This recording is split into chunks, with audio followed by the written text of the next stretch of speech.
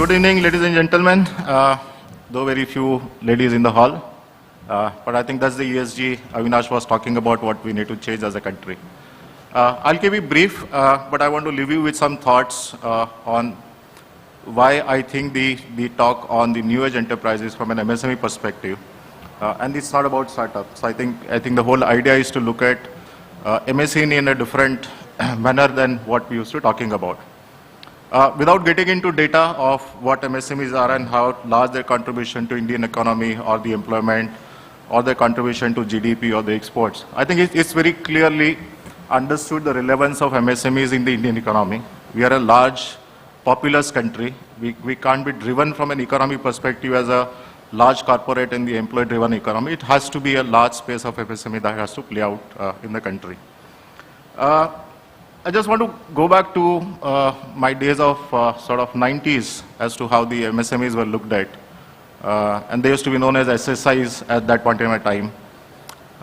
And when you look at what the framework was or the understanding of the regulator or the government was clearly the focus on bringing the SSI as the manufacturing capacities. Few list of reservation of about 500, 550 odd products that you can exclusively produce only as the MSMEs or the SSIs, right? So ice cream can be only produced by SSI at that point in time. Few financing options in the name of the State Finance Corporation, which was the predominant arm sort of supporting the SMEs at that point in time. And obviously in the name of infrastructure, what you created was the MIDCs and GIDCs of the world. I think that was a broad understanding of what the SSIs will be. Predominantly, we also came from an age where government was still the large, capital provider for the corporate entities and the investments. And it was a development phase for the mid or the smaller segment, especially in the manufacturing space. Retail trading has always historically happened on the MSME front.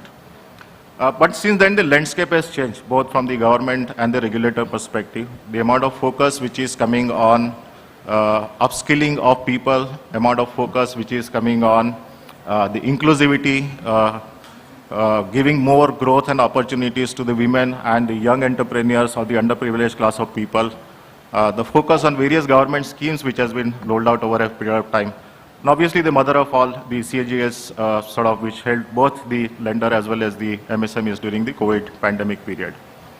But my sense is one of the most possibly less understood, but most important infrastructure which has been created, or the enabling framework which has been created, is actually your democratization of data stock infrastructure. So today what you call as UPI, or the QR code, or what RuPay has done, or the Aadhaar enabled banking as a framework, lot happens on the Aadhaar framework now.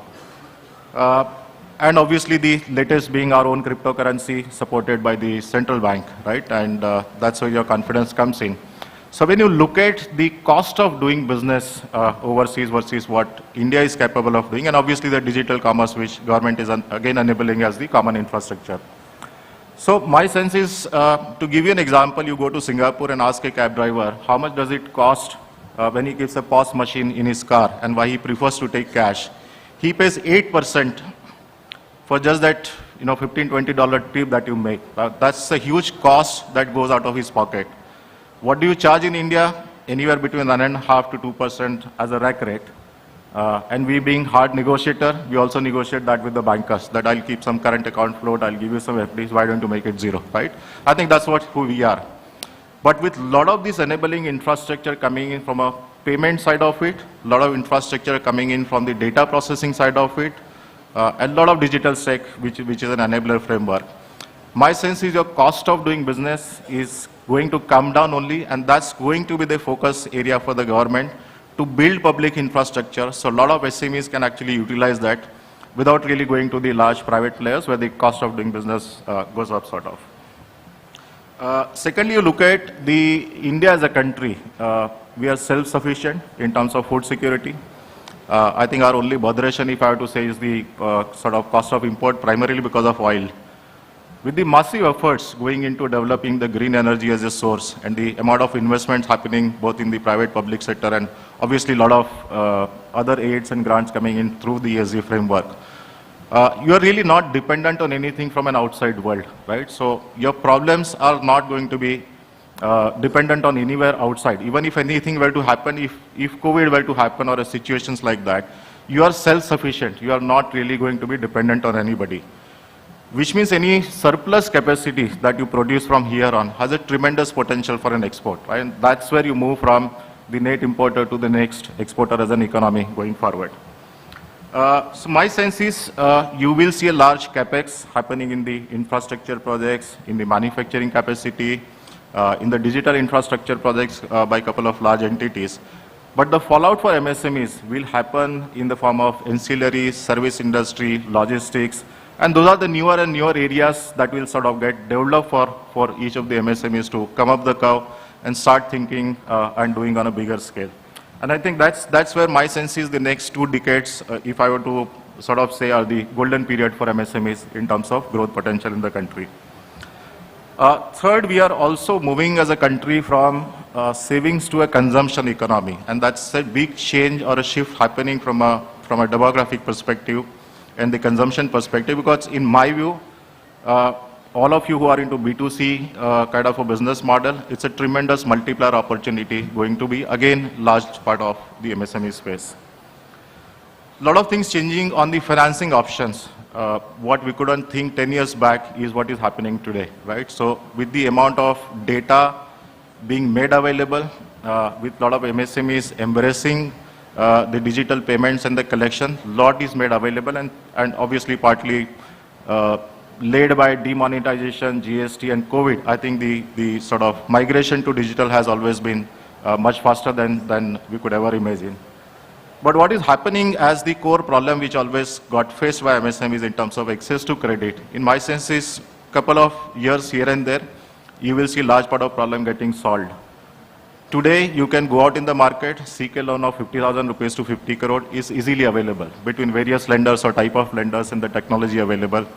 You want a 10-day loan to 10 years loan, it's available, right? You have a small kirana shop who wants a loan, can equally get it with the same ease in 5 days as much as any large or the medium-sized entities can get. So I think the innovation which is happening in that space and the coordination of 3 core entities into this whole business model is your fintech, the NBFCs and the banks coming together on this platform to develop various options under different framework. I think that's going to be the big game changer from an MSME perspective. Coming to, from an aspiring India perspective, obviously the aspiration is to be in top 3 global economies. You want to be a world-class manufacturer. You want to be a net supplier to the world. In my view, this cannot happen without MSMEs also supporting that growth or start thinking in that direction that if we were to grow, what is a different model? And that's where I wanted to leave you with some thoughts on the way I look at, when we look at new age enterprises. Couple of questions we can ask ourselves. Why do you think food delivery has become a successful model at a scale? Why do you think the e-commerce has become a successful model at a scale? Why do we think the cab aggregator has become a successful model at a scale, right? And when you look at some of these business models and you put this into a core idea of what is the change that MSME has to bring about, it's around innovation. It's about transformation of the way we work as an entity or the MSME. It's about thinking scale. If you are thinking of operating in a small geography, small market, one product, I think that's not a scale. Scale is humongous. The world is the population, which is your potential market. Last but not the least important is the focus on solving a problem. And that's where the differentiation of, if I were to say, how do you become a new age economy market participant? It's about thinking like a startup, right? You have to solve a problem. You have to think scale. You have to think innovation. And you have to embrace the culture which the startups are putting into this country. And that's a tremendous change that we have seen from the traditional corporate culture or the MSME culture to the how these guys are sort of working in the market with list of the experience than all of us sitting here in the room.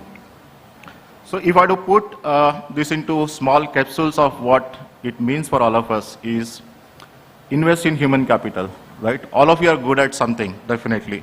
And that's your core competence which will never leave you. That stays with you and that's what is going to take you ahead in life. But most importantly, you can't remain close-ended in terms of I will only operate as a family business. In your key management personnel, you need to induct people, you need to have a diversity of thought, you need to get somebody who can even challenge your ideas or the assumption that what is it that will take me to a higher growth from here on. So it's very, very important to invest in the human capital. Depending on your business model, whether it's B2C or B2B or export or the import or the local businesses, start thinking, design thinking, right? If I had to take an example and why the design thinking word is popular because of the Apple iPhone, right? And that's the simplicity of the instrument, which had nothing on the surface. And that changed or transformed the world of mobile as we speak today, right? So what is going to be your innovation story? What is going to be your design thinking story? I think that's what you need to embrace. And that's where I again said that you need to come back to the drawing board on who are going to be your key people who will drive this change. Is it something within you or your family, or is it something you need to onboard somebody as an employee? Look at it from this perspective that we had a lot of self-employed single individuals producing small goods, which we consume in our households every day, right?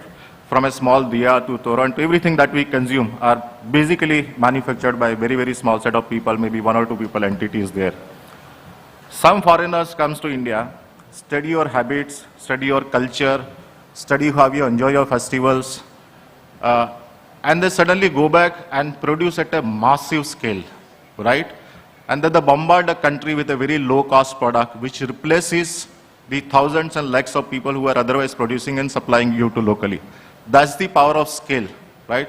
There was no enabling separate infrastructure. I'm sure government there would have done something for them. But there is nothing that you cannot change as your practice. And this is relevant when you are an exporter, right? How much are you willing to go to those countries, understand what they are buying, understand how they are consuming, understand who is your competitor there, understand how they are buying, because that is where your key differentiation of product will come in. If you are just supplying what everybody is supplying, you will be a marginal player. You will have a place, you will have a market share, but that's not the scale. That's not the aspiring MSME that I'm talking about. So I think that's a change that we need to drive in ourselves as we go forward. Marketing, I think, very important, largely ignored from an MSME perspective. Both from a branding perspective as well as the hardcore campaigns or marketing perspective. A lot of tools available online, nothing much that you need to invest into. There are a lot of pay-per-use models available for you to start using it. But it's very important that you start thinking in terms of how will you get the repeat business from the same customer. So the metric of our assumptions of how we do business is, there are small changes, but it will change your life the way you do business from an MSME perspective. Quality is the key. We are all now very quality conscious and quality focused, which we were not 10 years back. We were accepting a bad quality service because there was no alternative, right?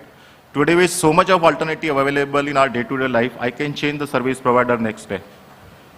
Not just changing a bank account, right? Changing a lender takes nowadays just 7 days, right? It's as easy. So if you goof up in terms of your services, consumer has an option available to go to somebody else and avail the same service at a better pricing or the better terms potentially.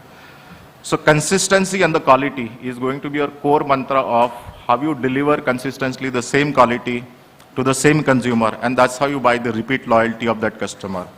Embed that with your CRM tools or the campaign tools, that's your business multiplier is where it comes from. Don't shy away from building partnership. Now this is something which doesn't come naturally to MSMEs. We are our own, and we think that I can only do what I'm doing and nobody else can do. And I'll give you a small example. You go to a kirana store nowadays. In the evening, there is a pani puri wala who comes and puts up a stall there. It's a shared infrastructure. It's the same shop, but there is a guy who puts up his shop today. What happens for the MSME or that kirana stall is he gets a traffic. There are 30, 40, 50 people who will come and eat pani puri. Now when you eat pani puri, obviously you are going to go for a thumbs up or a gold spot or at least a Bisleri water, right? So it not only drives traffic for the kirana store, you end up buying something apart from what you are buying from pani puri. The mistake we make is, I can also make pani puri, so why I not do it myself rather than asking somebody else to do? But that's not your core competence. I go there because I know that bhaiya only can make a big pani puri, you cannot. So don't try to venture into which is not your core competence. Do a partnership, reach out to the partners where on a shared infrastructure, shared resources, shared revenue and shared risk, you can actually create a multiplier effect in your business, right? So I think that's one big change that you need to embrace, because you alone cannot handle it. But with a lot of partners, it's potentially the biggest scale that you can achieve in the market.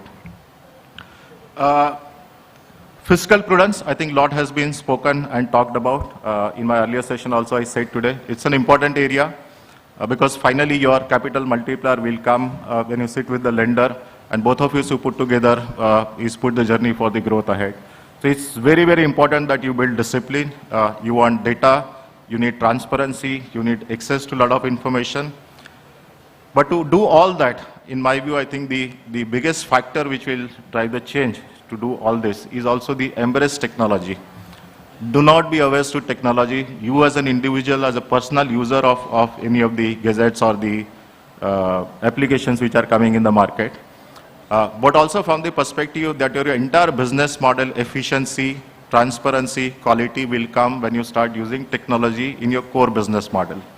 Be it your processes, be it your supply chain management, be it your inventory management, be it your human resource management. I think everything has a lot of tools available in this country on a pay-per-use model, not something that you need to invest big time, right? Include your own infrastructure of a technology, right? A lot of options, whether it should be in your own in-house premises or you need to build a good amount of space around it, or it can be on cloud, right? So those are some of the technical terms. But the fact is, that's going to be your day-to-day life. Your connect with the customer is always going to be driven through a technology, right? And think again, you as a consumer, why you are loyal to somebody or why you are loyal to a particular portal or a particular entity, that stickiness, that repeat business also comes because of that. That dependency you cannot have on somebody else. And that's the biggest change driver you will have in terms of how good use of technology. You need not be a technology product company.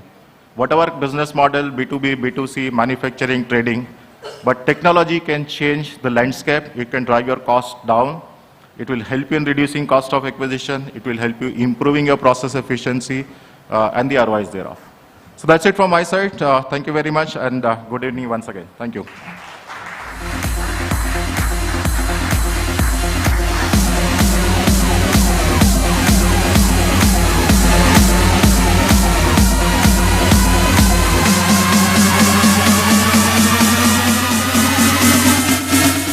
Thank you, Mr. Shah, for those important insights. We now proceed to our next segment, keynote by Mr. Sunil Mehta, Chief Executive of Indian Banks Association. Mr. Sunil Mehta is the Chief Executive of Indian Banks Association, IBA, which acts as the representative of over 248 member banks and